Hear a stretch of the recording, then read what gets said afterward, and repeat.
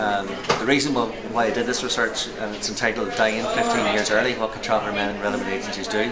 was because of the shocking statistic in the All Ireland Traveller Health Study that traveller men are dying 15 years early, and the fact that actually the gap has widened, it's got worse. It used to be a 10-year difference in 1987, and it's a 15 years difference. So it's one of the biggest inequalities in Irish society, and really the whole purpose of this research was to interview 20 traveller men from 5 different areas on a wide range of kind of issues, which included things like just background information about their education, their experience of employment,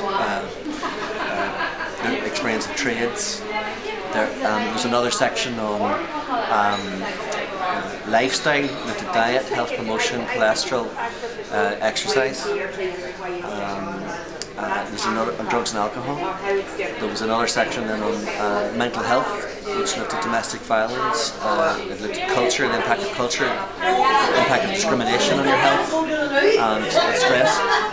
And a section on access to traditional services like GPs and non-traditional services like people with cures. There was also a section on how travellers access health information, and looked at a range of ways that travellers actually get information on health. Finally, there was a section on groups that would interest men, and that's really of interest, especially the relevant voluntary community groups.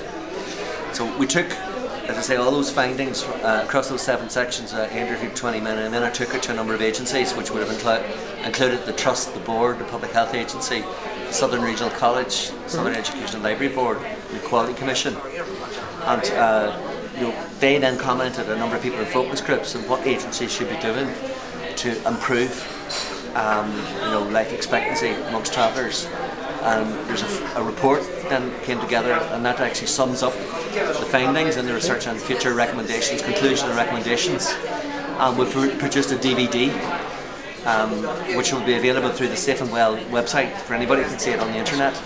Okay. And it's about 38 minutes, and it brought together a number of traveller men and women and relevant agencies who got involved in the making of that DVD. I wrote the script for it based on the findings, and it was great that they all got involved. That's great. The other thing that's very exciting today is that William Dundon was actually a traveller man locally in Derrybeg, launched a CD, and parallel with all this health research, this musical guy has just come along, and he's been making massive achievements. He won the Armagh Fly.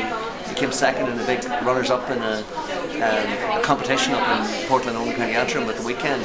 Good. With world champion bagpipers and stuff around him, and he came runners-up, which was a huge achievement for the travel community. Good. So it's a really good news story in the middle of this. That's and great. William, I was delighted to have him actually play here today. That's great. And he's a guy that we love to see.